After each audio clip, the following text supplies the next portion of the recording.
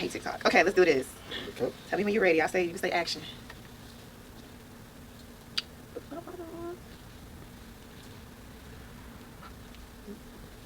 Oh, you wait on me.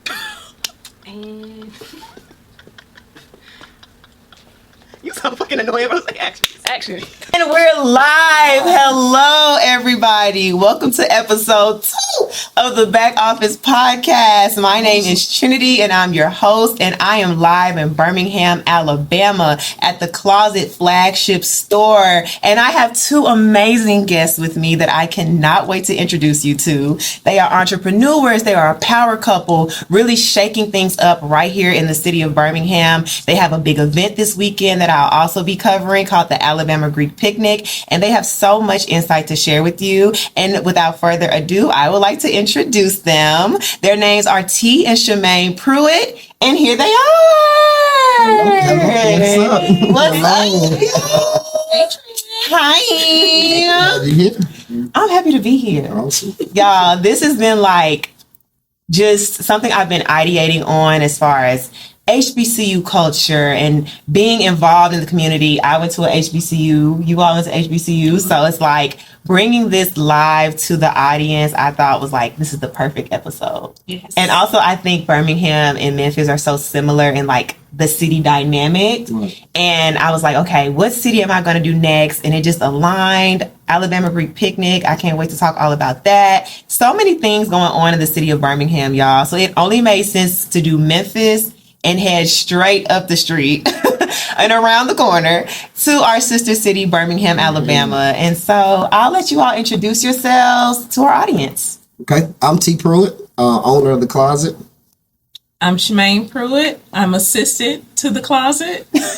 And we are founders of the Alabama Greek Picnic. Yes. Yes. Okay. So where are y'all from? What's your hometowns? Well, how did you get to Birmingham? I want to know everything. Okay. Well, I'm originally from Birmingham, Alabama. College graduate from Stillman College, where I met my lovely wife, Shumaine, at Stillman. Taught school for 10 years before I became an entrepreneur. Originally from here, so I opened my business here in 2021. Okay. 2021. It's been a minute. Yeah. Oh. All right, Shumaine, go ahead. All right. So I'm originally from Chicago. Shut down. I want to say it again. So I came to Alabama in 2001 to attend Stillman College, where I met the love of my life. But then we also raised a family. All of my great friends are from Stillman College as well. I taught as well for a few years, and then now I am helping out my husband achieve his dreams and working on dreams together. That is amazing. And I think that ties so beautifully with this podcast because episode 2 is titled For the Partners, Stitching Love and Legacy. So I feel like that really embodies what you all have done here with the Kloset and growing this brand together and just building it from the ground up. So of course, I would love to just get right into that. What was the vision? What inspired the creation of the Kloset? I always had a vision of being my own boss. Okay. First off, so then I have a niche for fashion, love fashion, passion for fashion. But something happened during my school teaching and coaching career. Okay. I was told to stop coaching because they said I was unsportsmanlike. I ran the school up. What? Yeah. What's wrong with winning? They don't want to win? We was currently on like a 34 game winning streak, like 3.5 years. Who doesn't want to keep that going? At that time, we probably had won maybe 5 or 6 championships in basketball, 3 in a row in football currently at that time. So I taught 1 year without coaching, and it was kind of really discouraging, heartbreaking. I said, it's like paying myself to come to work. They took all my stipends. I was the head coach of football, basketball, athletic director. So it's like a $15,000 to $20,000 hit. Wow. From one school year to the next. So I made a decision, said, just pursue that. I started the Kloset the year before, though. Okay. Right. 2016, I started the Kloset. Yeah. I started the Kloset 2016, and then the next school year, I stopped. I stopped teaching, yeah. So in that spirit, how did you take that vision from, okay, I have my side hustle, I guess you could say, and I'm doing teaching, but like I launched this brand. But at what point, how did you take that leap of faith to branch off? Can I interject? Go ahead. Yeah, sure. So one cool thing that I've just noticed over this journey of entrepreneurship is just how literally one stage prepares you for the next stage. Right. So even as he was a football coach, they won all the time. So they were constantly making championship t-shirts, and his t-shirts were always super dope, super fly. You know what I mean? Like just super creative. And so he was able to make connections. He was able to network just based on being a coach, making things for his players. Okay. And so Kept some of those same connections when I started my business also. yeah. So it's kind of like it was like God in my opinion. Okay. It was God saying, okay, we're going to go ahead and these are the connections that you're going to use. You're learning them or you're meeting them as a coach, but these connections are going to take you into the next level of your life. So I'm sorry, you can go ahead. That's pretty much it. You know, that's our motto for the closet. When one door closes, another one's open. So we tell people all the time, you know, when you're working on a job, gather information while you're there. You know, you don't know how that's going to prepare you for your future self or whatever you're going to. If it's good enough to put out in the world for working, it'll be good enough for yourself. You know, same format. So we took all that, implement that into creating our Alabama Greek Foundation, implement it into the closet. So we knew how to create a brand because I was athletic director. Okay. I had a winning program, you know, so we just implemented it into the business. It sounds like you got put in a predicament, right? And so I think that so many times in life, right, you'll have one thing that you're doing, like, okay, this is the path I've been on. But you do come to that crossroads, right? And you have that opportunity. I'm thinking mentally where we were as a country in 2021. That was a big leap of faith for you to take at that time. And so many times you're faced with like, this is not the right time. Lord, am I supposed to be me starting this podcast? Like, am I supposed to be doing this right now? Like, and so many times it comes up of like, it doesn't seem like right now it's supposed to be the time. But how do you tap into that of just knowing, in your opinion?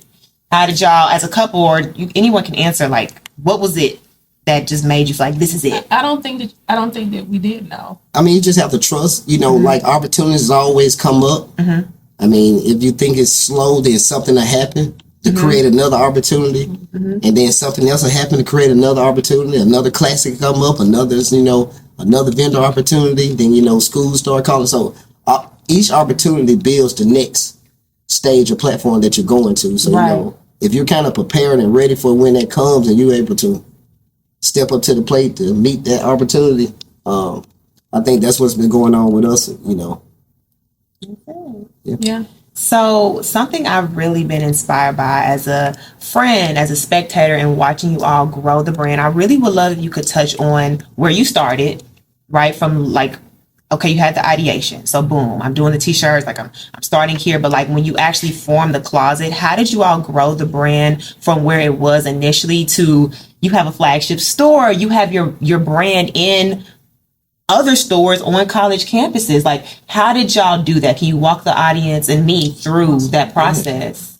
So, the closet is Tee's baby. Okay. This is his. I'm just here to assist and play my role. But he is the ultimate hustler. Okay. Literally, I remember back in, I don't even know what year it was, but he was making shirts back then, and he had the first shirt I ever seen him make was called Living Legend. So he would make shirts. Even before I met him, he was making his own hats. I remember going to Alabama games, and he would have a backpack with merchandise in his backpack. And at the time, people would laugh, like, oh, you are always hustling. You're always, you know what I mean? You're always trying to make money. But that is his mindset. He is a worker. He is a hustler. He is always on it. I get ideas and I dream and I come up with plans, but he is the implementer. He's going to make sure that these plans come to fruition. So he 100% put his boots in the ground, in the mud, all that good stuff, 10 toes down. And seriously, I'm so proud of just like literally watching him grow. Never being discouraged, always keeping his eyes on the prize. So it's just been a joy just to watch him, just fearlessly go through everything that he went through from the backpack to The trunk. To literally To multiple locations. and I Pack did. trunk I'm to there. tent. Yes. The audience is For going to real. see. I did a tour of the store, so they'll really see like what you all have built here, and I think that's amazing. yeah, and it's not the only location. It's not. So- Tell them the locations. It's Let's not the get only into location. that because I want to know how you got into the other locations as well. Like, how do you negotiate a deal like that? Like, how do you get your stuff into a Miles bookstore? Like, how does that happen?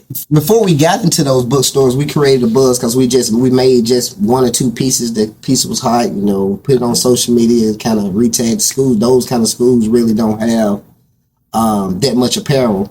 Okay. So it creates an audience. And from there, we wrote proposals to the school. Okay. Tell them we'll just give us the open space.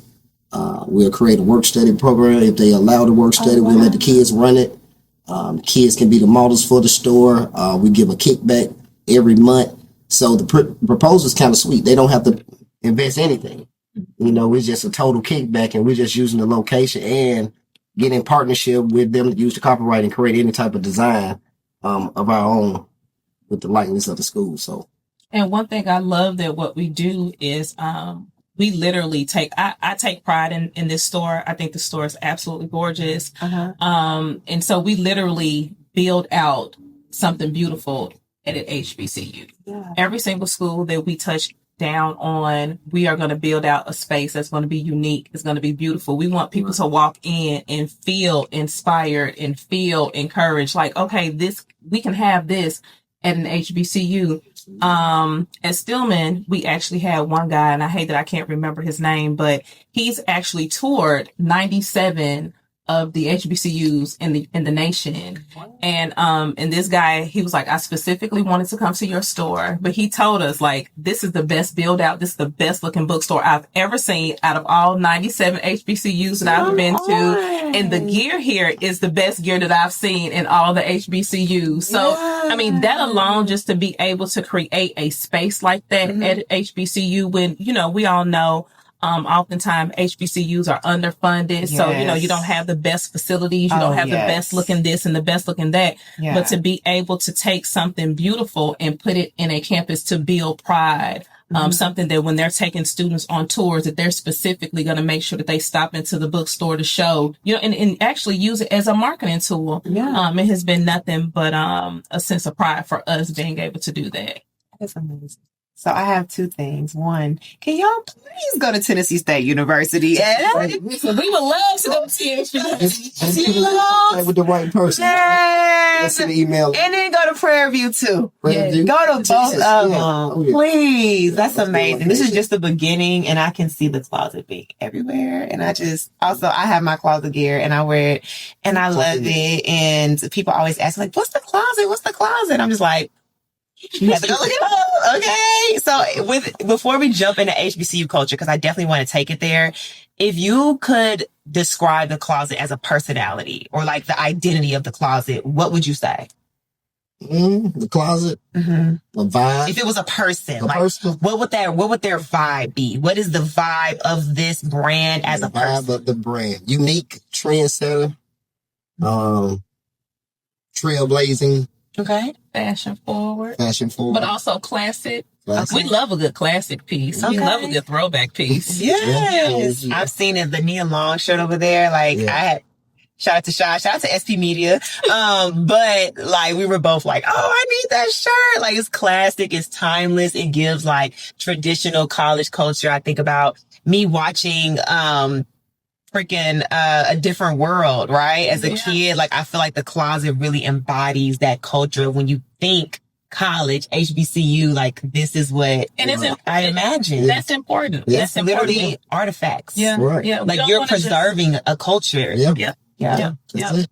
Going into HBCU culture, let's move this along. How do you feel like attending an HBCU inspired you personally or professionally? HBCU. So I would say for me, attending a smaller HBCU in particular gave us a lot of tools, put us in leadership positions that we may not have been put in if we were at a PWI or even at a larger school. Both of us, we pledged organizations, and both of us took leadership shout out positions. to organizations, please. Of course, only the first and the finest. Alpha Sorority Incorporated. Okay. Epsilon chapter of Kappa Alpha Psi Fraternity Incorporated. Okay, so they not cosplaying over here. This is real deal. This is real deal. Okay. But yeah, so I think that being at Stillman allowed us to be leaders on our campus. It allowed us to be in different positions that we may not have been in if we were on larger campuses or on campuses that were not predominantly Black campuses. I think that Stillman also allowed us to build a family outside of our family. I say it all the time. Some of my best friends, not even some of my, pretty much all of my best friends, my children's godmothers, godfathers, we've all formed these relationships at Stillman College. Of course, I met Tee at Stillman College. My life would be totally different if it had not been for me coming to Alabama to attend Stillman College. So, being able to gain some of those leadership positions, build those relationships, which ultimately allowed us to network. So one of T's best friends, which is a very good friend of mine as well, Joseph Cheney, assists us with the build out. I mean, when you see some of the structures in the store, it is because of Joe and his vision. Then also we have David Powell, who is a graphic designer, who's a DJ. I mean, these are people who help us in all the events that we ever put on. So I would definitely say the network, the relationships that we were able to build at Stillman College literally helped shape everything that we're able to do today. Seriously, yeah.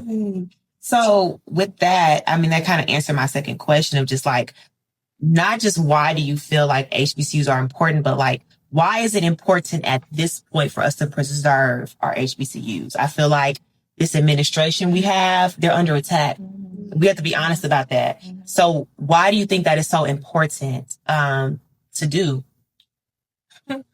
Well, I think that, like you said, with this particular administration, they know the jewels that HBCUs create. And so not only are they attacking HBCUs because they know the greatness that HBCUs put out, they're also attacking things like Job Corps. So it's kind of like everywhere that they see, where do we see, where children or students who may have been underserved, HBCUs give them an opportunity. I mean, I would say even for myself, when I was in high school, I didn't take school very seriously. I've always been super intelligent, but I was really trying to enjoy myself and have a good time.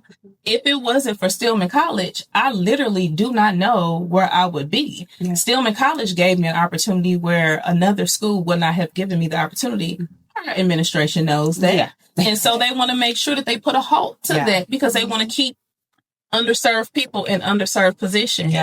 And so I would say that it's more important now than ever to give back to HBCUs because please donate, y'all know y'all get those alumni emails because I get them too. Gotta donate. And sometimes I ignored it, but PV, I'm gonna donate. I'm gonna donate. But no, really, because they're cutting funding. They're cutting funding. Like, no, they know the importance. What the percentage? 2% they give back.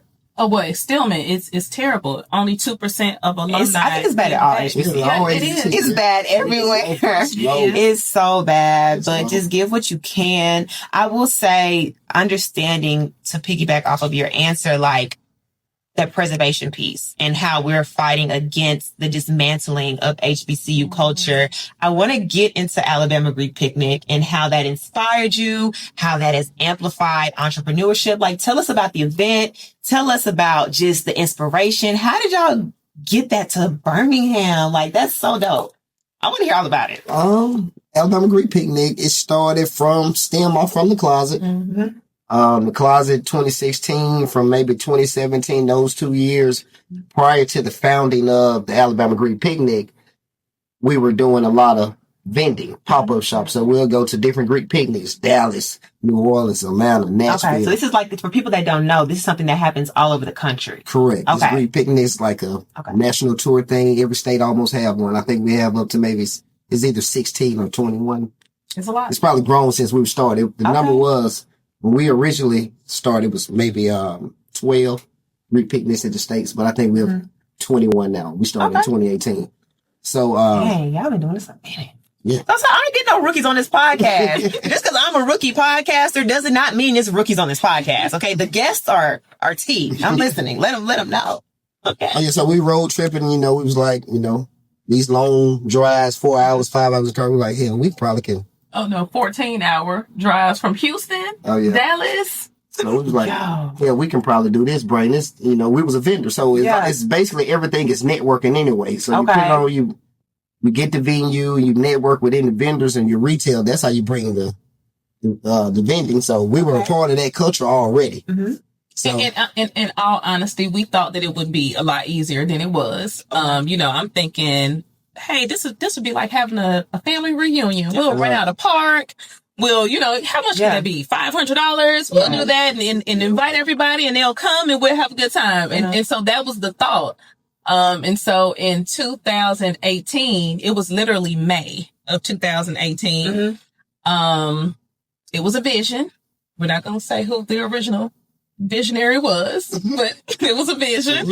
And T took upon himself being the boots on the ground, the hustler, the worker. Literally went out and started the first proposal. Well, we wrote up a proposal. He presented the proposal to the city of Birmingham. And it was literally just on from there. Wow. And part works was booked the part. Yeah. But what I think one of the things that inspires me the most that I know that this is meant for us. There's several things, but I'll just start. So number one is we started this in May of 2018. Okay. With the anticipation to have the picnic the first weekend in August. That is a quick turnaround. That's like it was less than 2 months. That is insane. I can't even plan a family reunion that short. So, I'm very curious. I love the dreams. I love the dreaming. I love the ideation and dreaming, but that is I always insane. say, if we knew ahead of time, we wouldn't have done it. No, we're not going to do this. But that shows you don't always know. No. You go to that point of you don't always have to know all of the steps before you start, right? I think sometimes we can psych ourselves out. We can feel like, well, if I'm not an expert at this, I can't do it. No. Sometimes you have to just dive in and you have to figure it out as you go. You should not know all the steps. We've taken a whooping with the Alabama Greek Picnic. I mean, until the point of starting the Alabama Greek Picnic, until becoming a 501(c), knowing what a nonprofit is and the whole process of what cost is and paying over costs and just it's a journey. Yeah. It's just a journey in its own. Yeah. Yeah. What I thought was going to be a $500 family reunion ended up being a $30,000 event just to have. So just to have. Yeah. That's not even made if one person show up or 1,000 people show up. This is what it costs. Just to have. Yeah. We don't believe in y'all's dreams. To book DJs every night, security every night, venues every night. Yeah. Thursday, Friday, Saturday, Sunday. Y'all, just so you guys know, this is not like a one-day pop-up festival in the park. Like they said, this is a weekend. They have activities. You come. People are here literally from Wednesday night to Sunday night. It's a time, and y'all gonna see it. Don't you worry, because I'm gonna take y'all. To pop our ish. Pop your ish. Pop the ish.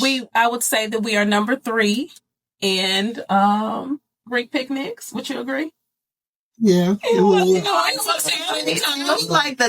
people can know, because I have people watching from the South, from the East Coast, from the West Coast, so people can have a range. What are y'all's top Greek? Of course, Alabama Greek Picnic is up there because hello, we're here. But what other ones? We're the Mecca. We have the most HBCUs in the state.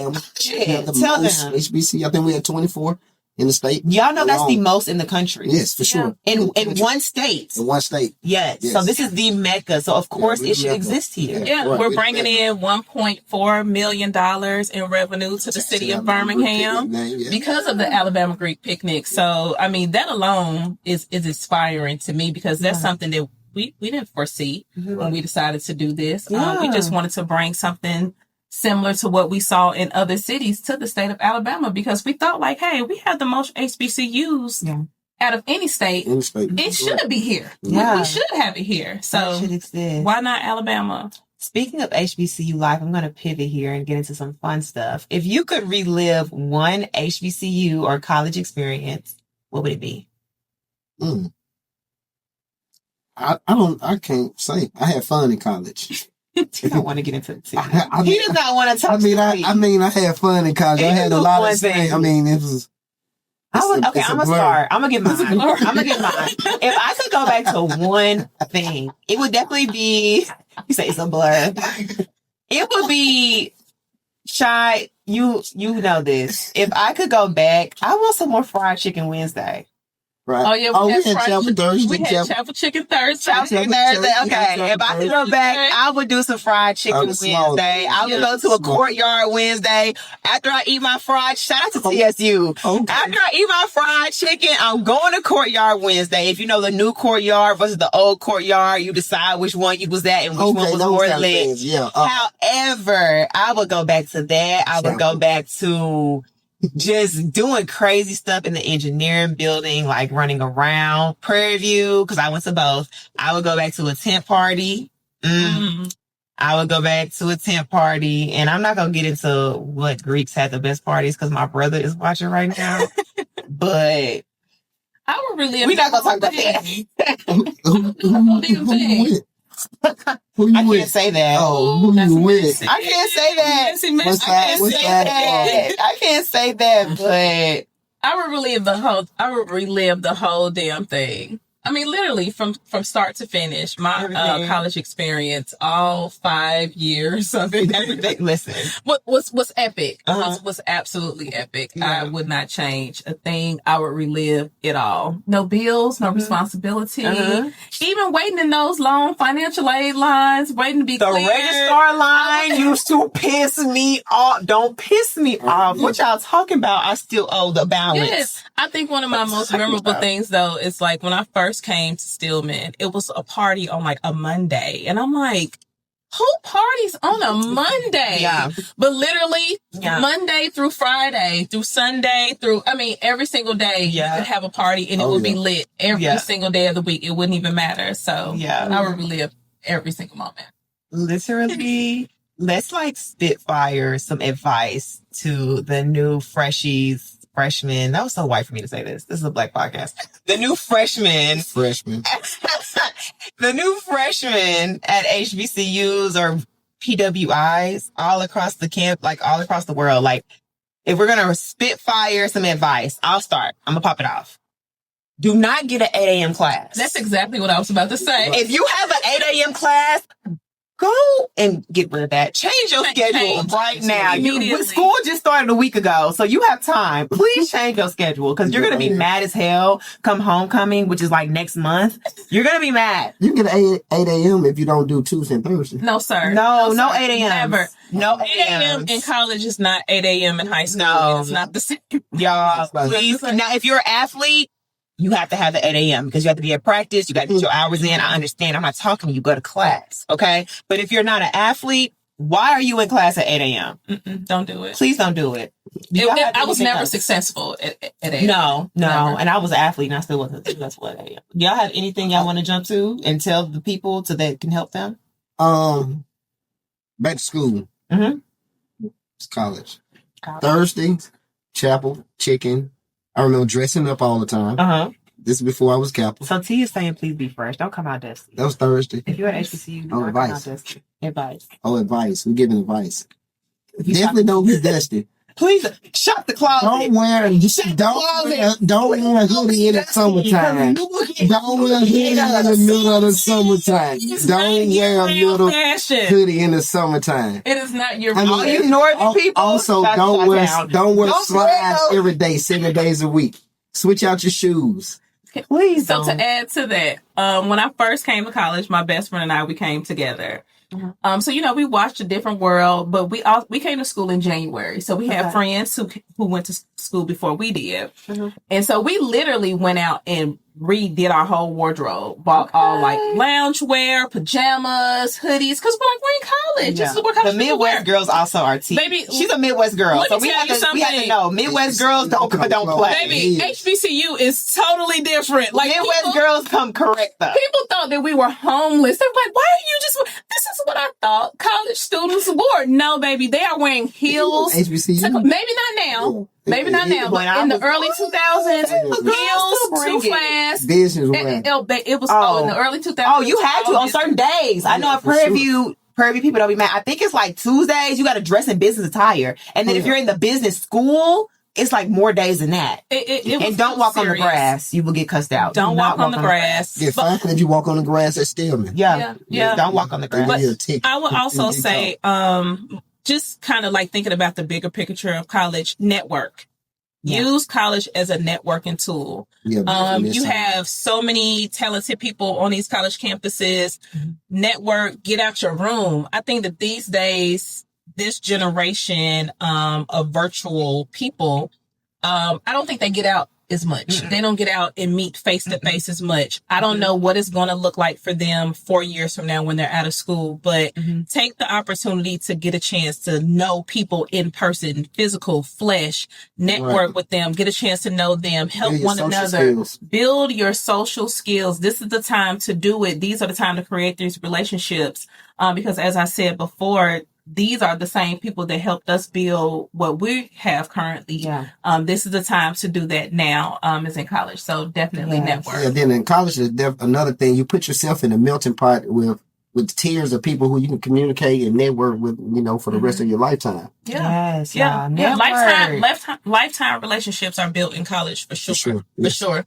Not to be messy, but like you might not make the line. But network is what they're saying. It doesn't matter. You have to go in here. You have to meet people. You have to get out. I will say, being an athlete, I kind of like got pushed into a bubble, and I had to figure out how to use that. It was still my own little hub of people, and like whatever. If you're there in the band, whether you're in the art, whether you're into athletics, whether you're into Greek life, whether you're on the SBA, whatever that is, make the most of it is what they're saying. And that I hope that y'all are picking up on that, because that's the vibes that I'm getting.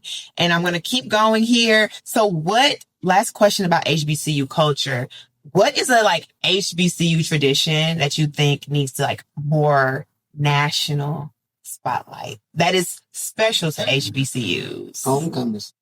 Oh, for sure. Homecomings. I feel like y'all are doing that. Like Alabama Greek picnic feels like a homecoming. Yeah. That's what I feel like this weekend. I had a homecoming interview. I had my outfits. I was like, okay, what we doing? What we wearing? What we wearing Friday night? What we wearing Saturday night? Like, what's up? Like, I came with that type of energy. HBCU homecomings are epic. Do PWIs have homecomings?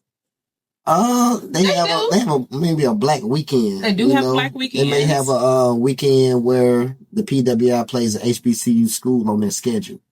So that's like a black homecoming at a PWI. Or the Black Student Union put on events during that week when the HBCU. But they don't have a homecoming. Yeah, they homecoming do. Yes, they do have a homecoming. Yeah. Yes, they do have all schools have a homecoming. Okay. Right. But it's not. I'm just trying to ask. It's not HBCU homecoming. Homecoming, I think HBCU. Okay, you want to know how I have anecdotal evidence of this.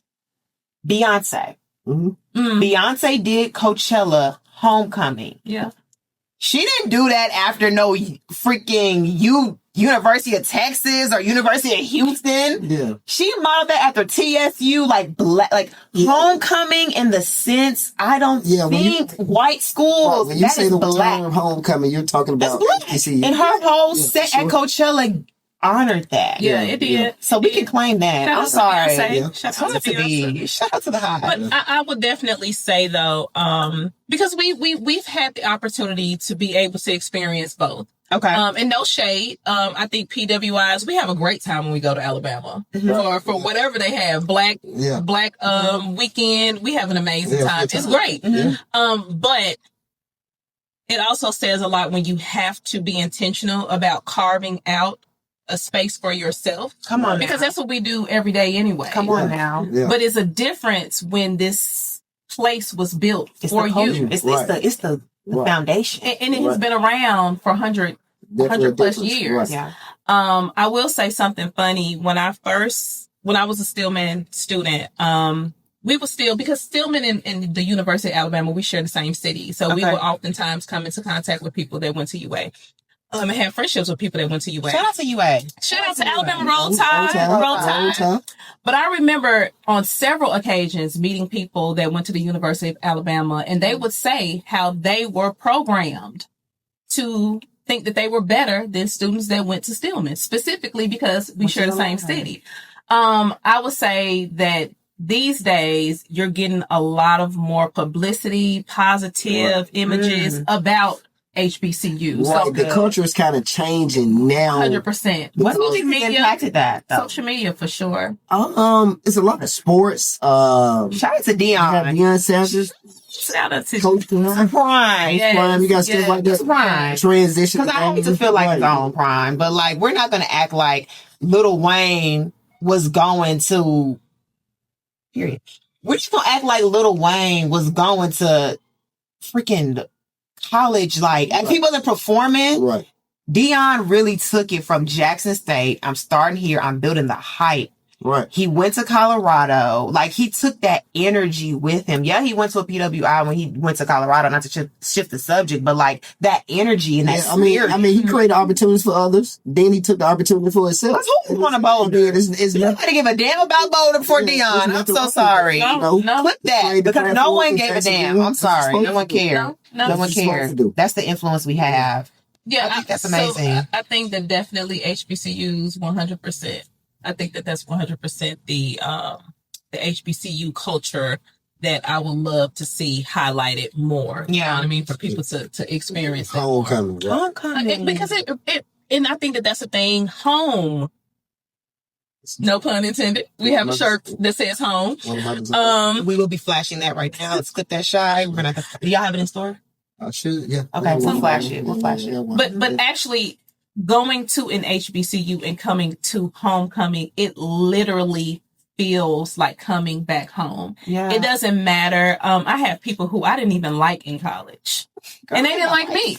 But when you come back, I don't even like you. when you come back for homecoming, it feels like A family reunion. it's nothing but love. You know what I mean? It's nothing but love. So that is definitely something, especially with us being Black people, and the negative stereotypes that people have of Black people. No, when we get together, even when we get to drinking and partying and having a good time, it's nothing but love.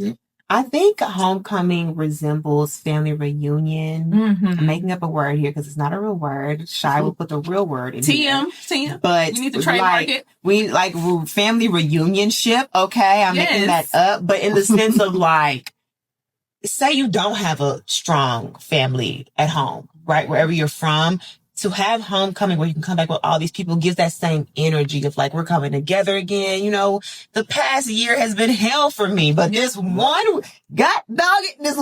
weekend in October, September, November, out Or the February. year, or February, if you're at Stillman for the basketball homecoming, okay, whatever time that is, you are coming to be within a certain presence. Absolutely. There's a certain energy. And I can imagine what this store looks like at that time. Like, how do y'all prepare for homecoming season? It's crazy. Homecoming. What does that give on the closet? What does that look like? Preparation for homecoming starts now. Okay. Like, I mean, it's definitely a fashion show, so there's a lot of different customers. We come up with our own designs ourselves, so but we have so many customers and, you know, top tier customers, and they want to look exclusive.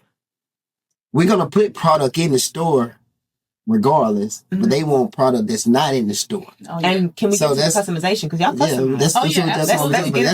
I want them to know that. Okay. So that's fully custom, bringing the ideas to life, so we can actually do that. So to give an idea, if someone is coming in the store and they're shopping, they can pick an item but still have that customized. Is that what you're saying? Or how does that work with the customization? Your logo, I mean, just talking about material, if you're talking embroidery or Chanel patch or anything, however you want it implemented on the piece that you're doing, we can bring that to life, to your nylon or Chanel sweater, cardigan, however you want it, varsity jacket.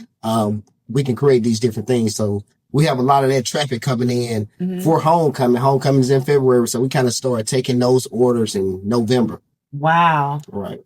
And one thing that I admire about T the most is his vision, the fact that he is a visionary, the fact that he's able to see these things in his mind. And people don't know he's actually a pretty good artist too. Like, he can sketch very, very well. Okay. So he's still old school. He has a notebook or index cards, and he'll put the sketch together.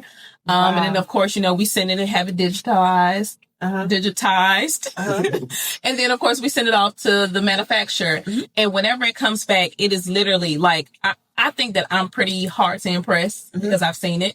But literally, he never ceases to impress me with what he's able to come up with. There have been designs by Deltas that I'm like, girl, y'all are beating the block down. And my God. Listen. Also, shout out to Ebony and DST. The Deltas in the building. They back there. Don't like I said, we come. We But come. I mean, super impressed by whatever he's able to do. And you can just tell it's one thing to make something and have people put it on. Yeah. But like to literally create a mood for somebody, to have people walking around and they have this sense of pride. Right. It's amazing to see. It's amazing to see it coming to fruition. That leads me to my next question, which is, what do you all want people to feel when they wear the closet? And this is not just about, I want to pause and let y'all know something.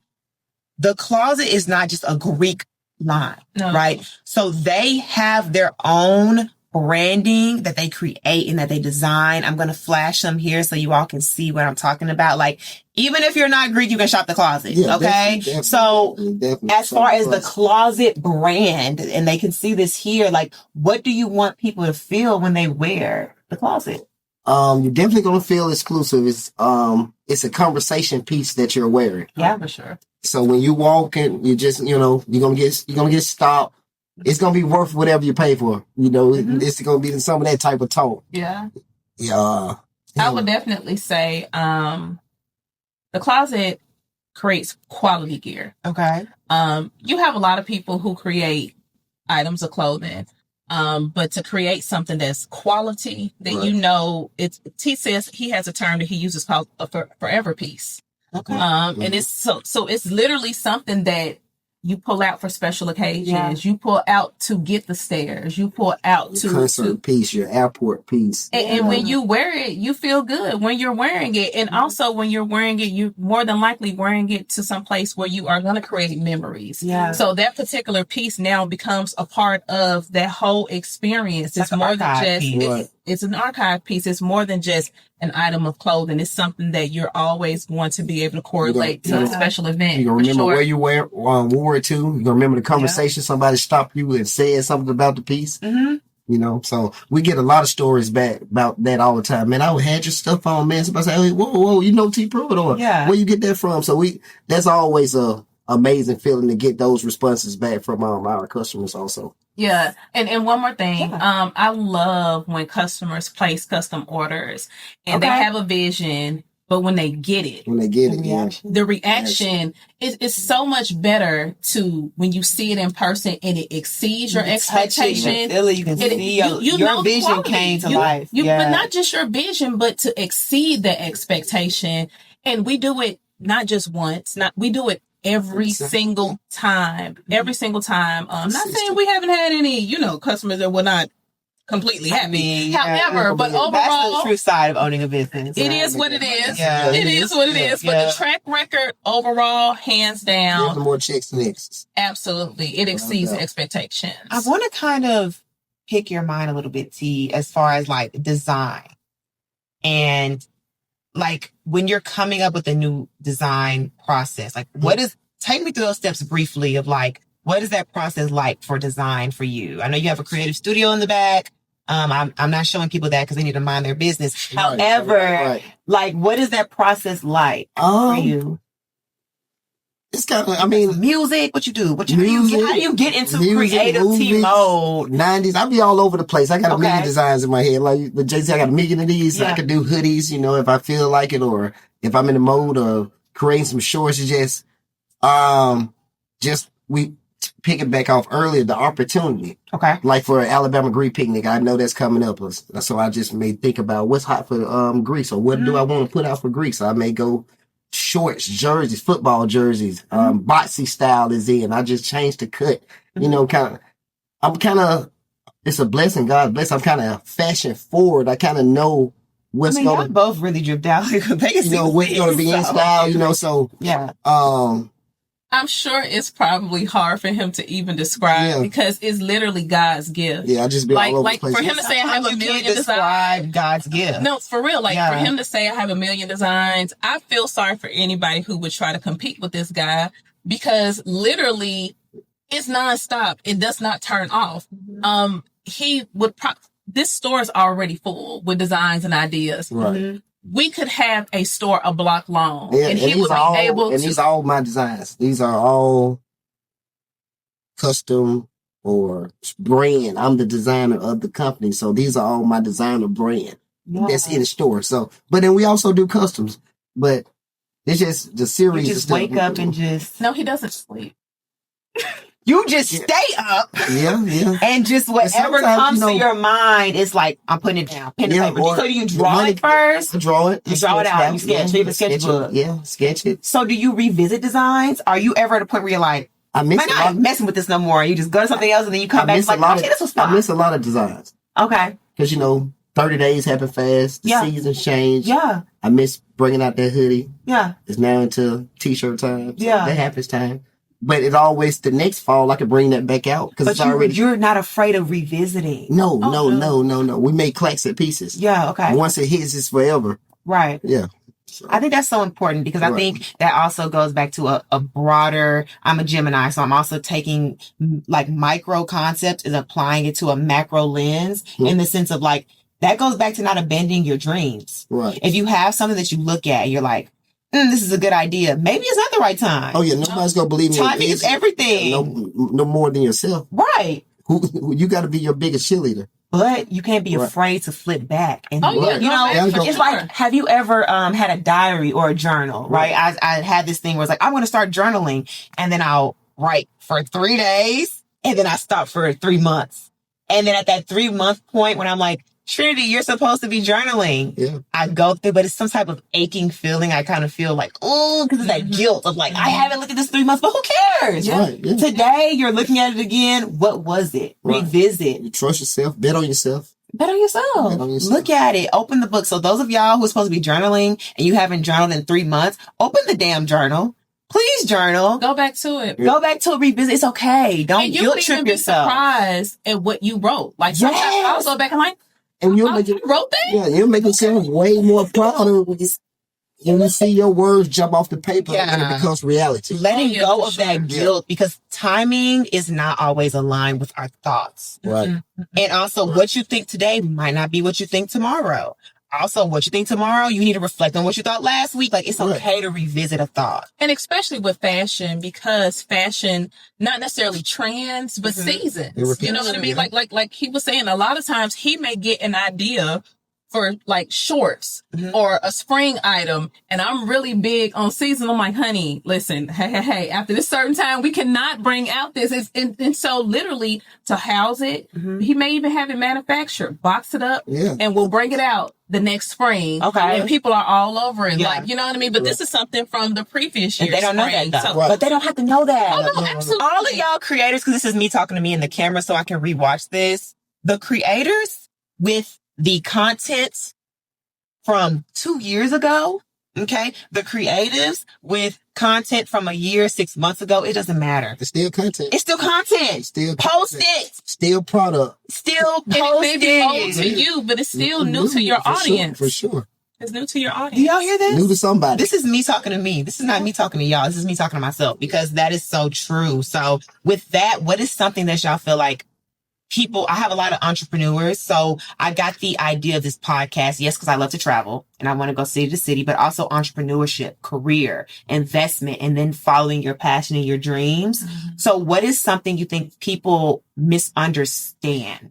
Entrepreneurship? Yes, you are. You took the question out of my mouth. What is that? What is that thing?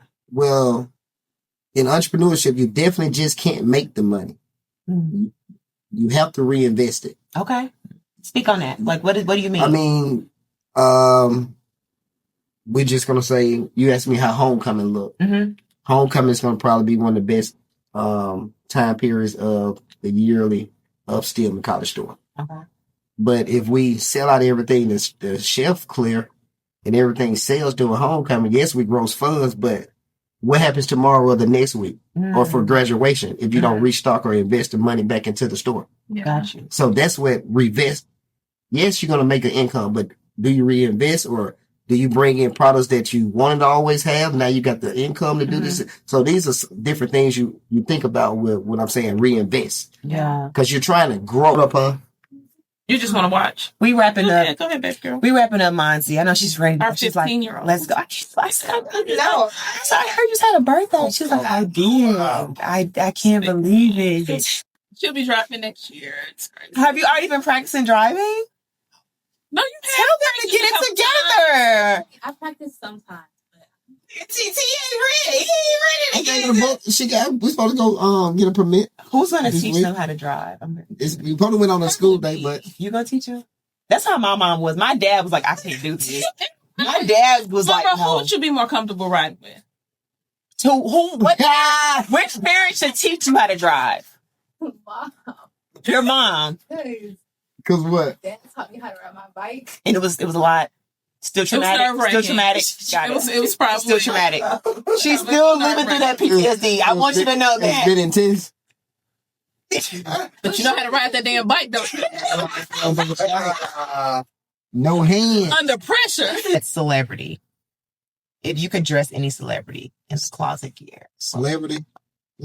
I'll put Fabulous or Jay-Z. I don't know if we live yet. Of course you're going to say Fab or Jay. Fab or Jay. Hey, Fab will kill this. I feel like Fab dressed better than Jay, to be honest with you. Yeah, Oh, Fab, sure. yeah. But also, I put shout out to the Fabulous. wife because Emily B be dressing the... If you know... Yeah, I put Fabulous in it. Are we live? Can I go? Yes. Okay, I'm asking. 5. I'll let you count us down because... 3. Emily B. Get teeth knocked out, but she could be. I'm not even going to tell y'all what we just laughed about. I bet you went quiet. Oh. Fabulous. You know what's so crazy to me? It's because I feel like, no, since we gonna go there real quick, I feel like he did that out of spite. Like my tooth was chipped for the longest, so I'm finna chip your tooth. I'm gonna knock yours out. I'm gonna knock yours out. He good with his chip too. That's his swag. He rapping with it. I got a chip tooth, but If I'm you gonna go take low, your I'ma go tooth to hell.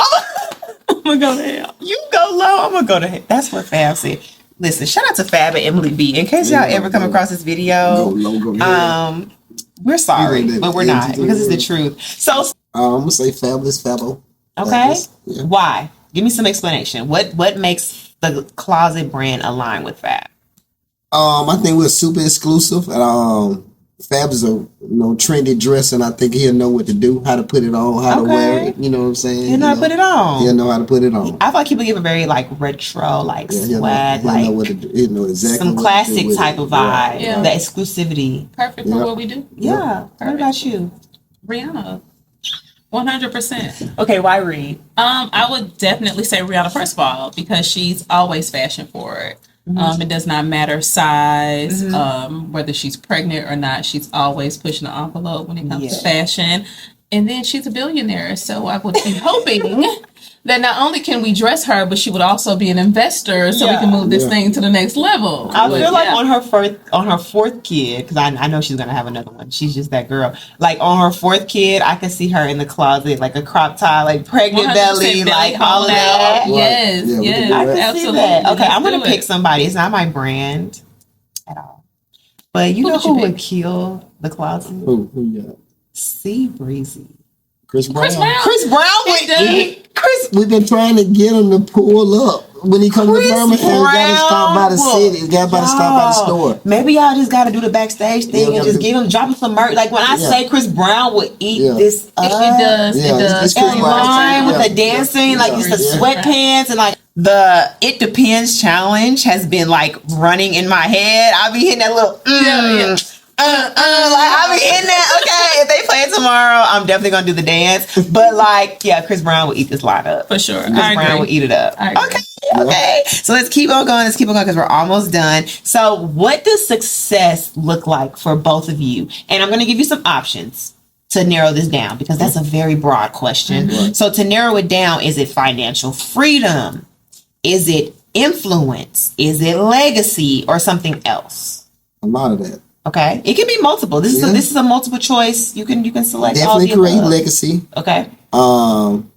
something we always pray for is financial freedom, be able to move around and navigate how you please, be a part of your kid's life. However, that's a big part of the financial freedom. So those are two staple parts of what we think is success of the brand and the business. To that. Yeah, I would definitely say financial freedom, number one. And that's actually one of the things that I'm most proud of is like literally being able to create a product and use that product to pay bills. I mean, if we're being honest. I mean, you get paid off your mind. Your thoughts. When I say we're doing a part 2, I'm dead ass serious. Literally to be able to pay bills, living the dream. To be able to pay bills from your vision and from the things that you create. That's God's gift. It is 100% is a blessing. Yeah. But I will also say the gift of time as well because it's priceless. Yeah. So for T to be able to spend time with our son, be his football coach, take him to football practice, to be able to pick up kids from school. Yep. For our kids to have a space here where they can go and relax while we work is all a blessing. And then, of course, legacy as well. We want to have something that's not just for us that we're able to create, but something that we can pass on, even if it's not necessarily the Kloset brand itself, but to be able to use the funds from the Kloset to help fund their dreams and what they want to do. It's nothing but a blessing. So you guys are not going to see the kids because mind your business, but little Melrose came up to me and her energy, it just embodies her mother and father so much. She's the most amazing 4-year-old. You'll probably see her on an upcoming commercial. Okay, the girl is set for Hollywood. Listen, we'll get her there. But do you all, I'm going to pivot to family and love. I want to end on this note because I feel like that is the core of your brand. You all being a power couple and building this from the ground up. Shumaine, I know you said this was T's dream, but you're my brother. But I'm not gonna lie, this would not be possible without her. Oh, it's nothing without her. And I ain't gotta tell you that because you know that, right? Without a doubt. Listen, but no, seriously. So to have that at the core of the foundation, it comes out. It lends back into the HBCU, the family, the love. That is the root of the brand. So do you feel like the kids, Amazing 3, we're going to call them the big 3, do you feel like they feel like this is their brand too? Or this is mom and dad, we're going to the shop, this is mom and dad's business? Or do they feel like this is their future legacy? Do y'all feel that in them yet? Are they too young? I mean, I think they embody it and say it. I mean, they're proud of us without a doubt. They think their parents do have a store. They have a store. They'll talk about it. Okay, so this is their store. That's what I'm saying. Is this their store? Or this mom and dad's in first person. They'll talk about it in first person. But they are their own person and individual, and they want to create success in their own goals for themselves also. For sure. They definitely want to do that. So they don't want to be under our shadow, if that makes any sense. You know what I'm saying? So that's a great thing. So they encourage, and I think we're a great example for them. But we're pushing them to do things on their own because they see what can actually be accomplished throughout hard work. And, it's just something you set your mind to, and you can probably accomplish it also. If it's what you really want to do. I don't think you all understand. And I love my parents. My parents worked in STEM. They provided a great family for me. But I'm a creative.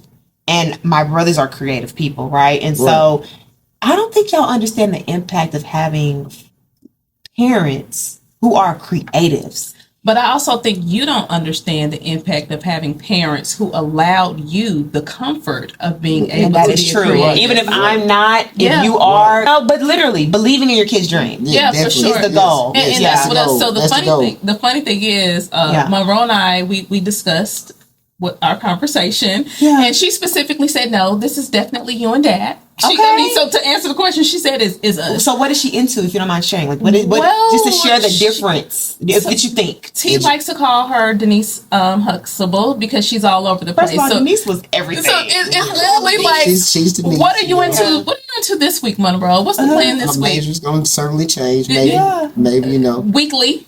So we don't know what she's going to do. But she's going to be very diverse in a lot of different fields. Going to make an amazing person. Smart in different brilliant areas. Kids, have all when I say brilliant, so beautiful. And so that's whenever she figure out she's gonna be on top of whatever, because she soars whatever she step her foot in whatever she wants to go. She has y'all's DNA. No, 100%. And so I think that's like, I don't even want our kids to feel the pressure of feeling like they have to be. I mean, this is a lot, to take the closet. This is a lot. Level, you know what I mean? And so I honestly think we have 3 children. I think it changes depending on who you ask. Right. You know what I mean? It may not be Monroe that takes it to the next level. Okay. You know what I mean? It may be Taj, or it may be Melrose, or it may be neither one of them.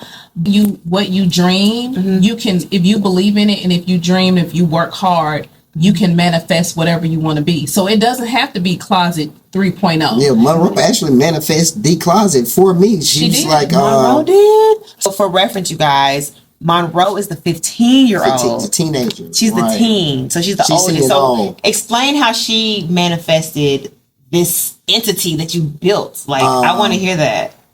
When Monroe was born, I was a school teacher, so I've been a different form of a dad for all my kids. Okay, you know, I was a semi-pro basketball coach when Taj was born. And Taj is the middle child. He's the middle child. Okay. I was an entrepreneur with Taj when he became 2. He would travel with me. Melrose is the entrepreneur child. That's all she knows. But that's so beautiful. So each kid has a different form of their dad, but we all have great relationships. But what they want to take on, we don't really force anything on them, you know. So what you were saying is Monroe literally told him. Oh yeah, about the. So how did that happen? Because I was skeptical. I was like, listen. I was going to ask, how was that? Who's the risk taker? I want to know. Monroe's who's the risk taker? Who's cautious? We have to hit that right now. I changed my garage. So you're the risk taker. 100%. Shemaine is more cautious. And I had the. But how do y'all make that work? The presser. I had everything in the garage. The wood wall. This is a cabin wall. So all my brothers, we got this same wall. So I have this in my house too. So I have this in my house. Y'all all got the same wall. I just peeped that. Yeah, so we all have the same wall. Who cares? It's B-roll. I don't care. Damn, that shit's cool. Yeah. Oh, I can talk? Yeah, I don't care. Is it going back to the car? Is it the cabin? Is it the cabin? Is that what it is? I literally told you that. So we all have this wall. You told me, but I guess you told me, but I just peeped that this wall is the same wall that you got. And then when you go to Jay, you gonna see his. Yeah, Jay got it. Yeah. Y'all are so cute. So Monroe, it's like the sisterhood traveling pants. I feel like if nothing else, just our kids just seeing it being done, I feel like it's good enough. Even if they don't want to take this, you know what I mean, it's and do their own inspiring. thing with it, they know that no matter what they want to do, they'll be able to do it. If they dream it, work hard, it's going to happen for them. But that's part of it, is 100%. seeing your parent go through the ups and downs. I think that is such a beautiful point. Of the fact of, from my perspective, my dad was the entrepreneur of our family, and I feel like so much of my entrepreneurial spirit is from him. And it's been something I've been in corporate America. I went to business school, got my MBA. I've done the corporate route, and now at 30, I'm trying to make a complete pivot because it's like a burning feeling that is just in my spirit. And I think it was from late nights at his office, seeing him do his own.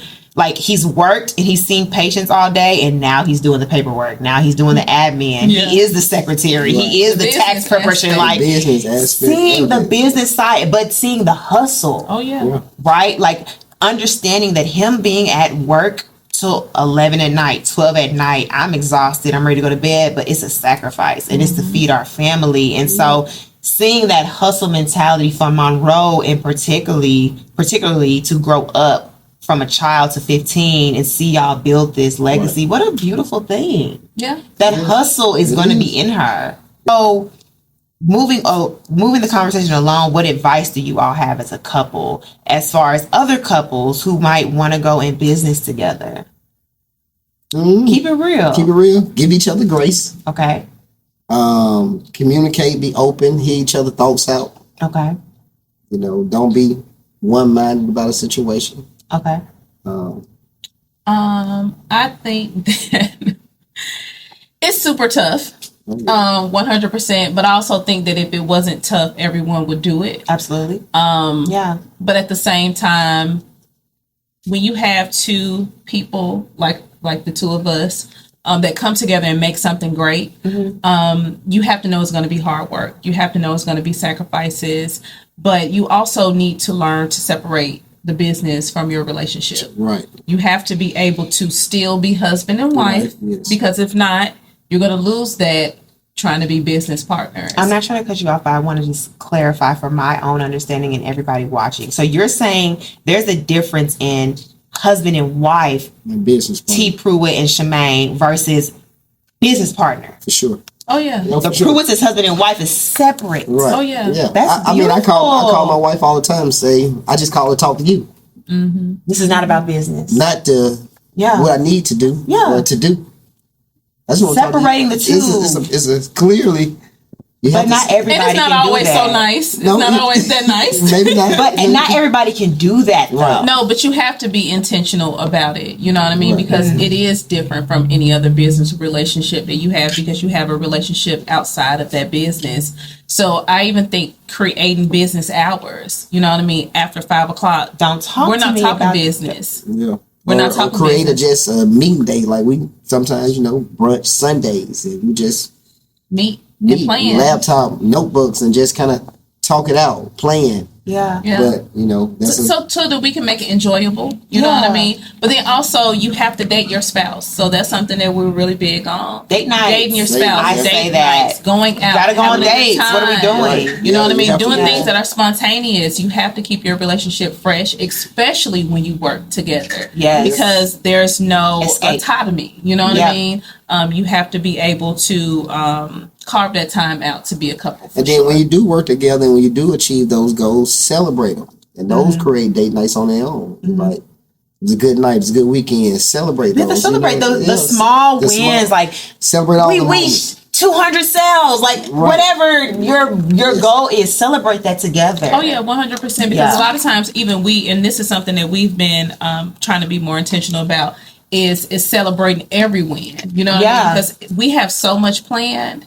It could literally go from one thing to the next. So literally to just stop and just be grateful for the space that you're in at this particular time. You know what I mean? Let that, okay, we plan a great, successful Alabama Greek picnic. Right. Let's go ahead and celebrate that. The turn up between y'all next week better go up. Oh no, it's gonna be crazy. I don't want to see shit on Instagram. I'll be like, why y'all not turning up together? Oh no, we always turn up. We I have a great love that, and time. that's why I saw like we can cut this or whatever. But I'm so glad that that's why I was asking. I was like, I feel like y'all probably have a down period after all this chaos. So I was like, No, we even don't. trying to plan the podcast. I was like, okay, I don't know if I should record it after the Greek picnic, because that would to me be the natural time of like I'm trying to decompress. I'm trying to come down. It's never downtime. It's literally from Greek picnic. Now we're thinking about something else. Yeah. But it is important to pause. You know what I mean? To say And the reflect Greek on it. picnic. Yeah. You know what I mean? The work that we put in for this Greek picnic. Yeah. Let's go ahead and just be grateful for a successful Greek picnic before we pick up the next thing that's already waiting. Yeah. You know what I mean? For us to go ahead and start on. So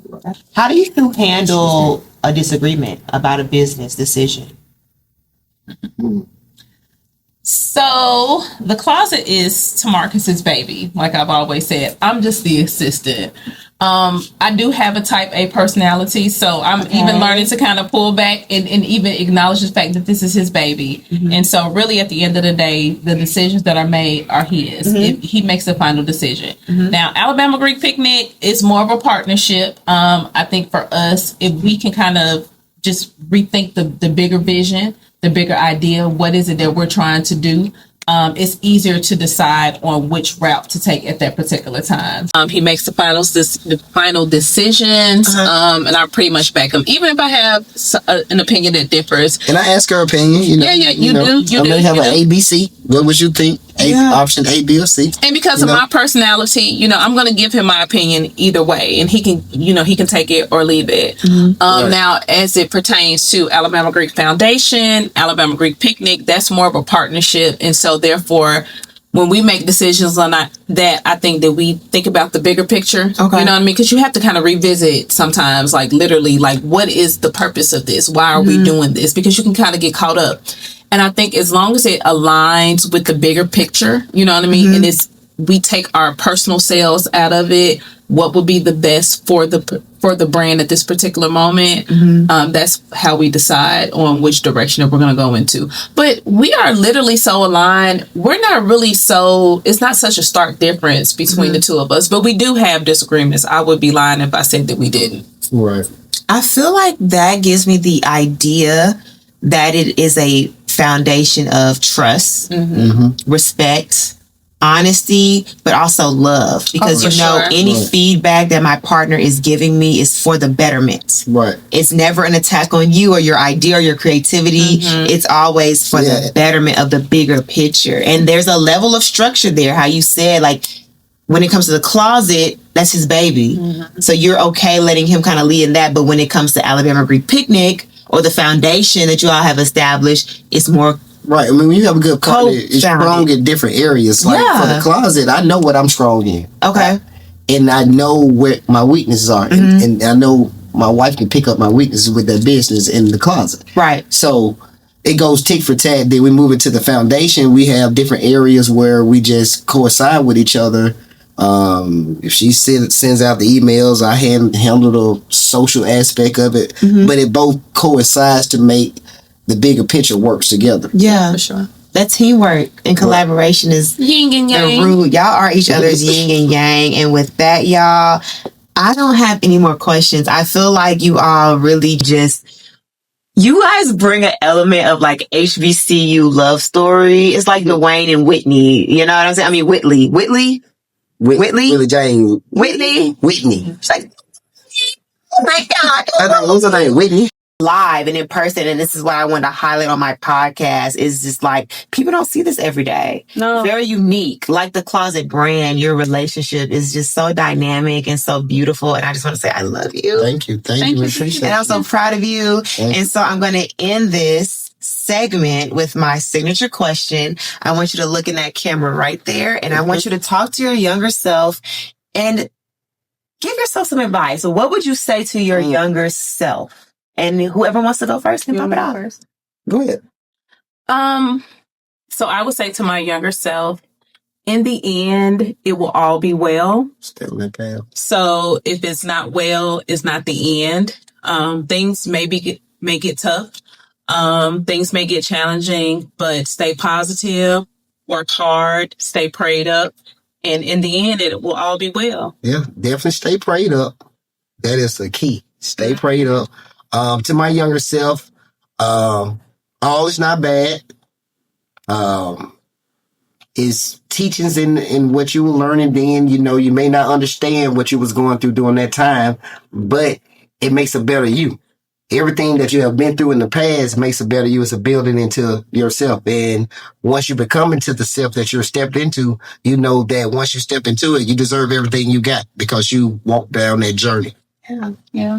Your steps are ordered. Yeah, absolutely. And so that way you lean into what you can control. Right. Then release what you can't control. What's yours, you deserve, for sure. And open the door of the closet, because baby, when you open the door, it's fire. Okay, And it's even back there. When one door closes, another one opens, which is the motto of the closet. Sure. Yes, it is. Okay, y'all. On that note, we have to wrap this thing up. I'm so overjoyed and so happy you all were able to join us today for episode 2 of the Back Office Podcast here live in Birmingham, Alabama. Please follow us on Instagram, TikTok, YouTube, all of the sites. And please know that the journey and the real work is always done in the back office. Yes. I'll see y'all next Great time. job, Trinity. Great Wow. job. Thank you.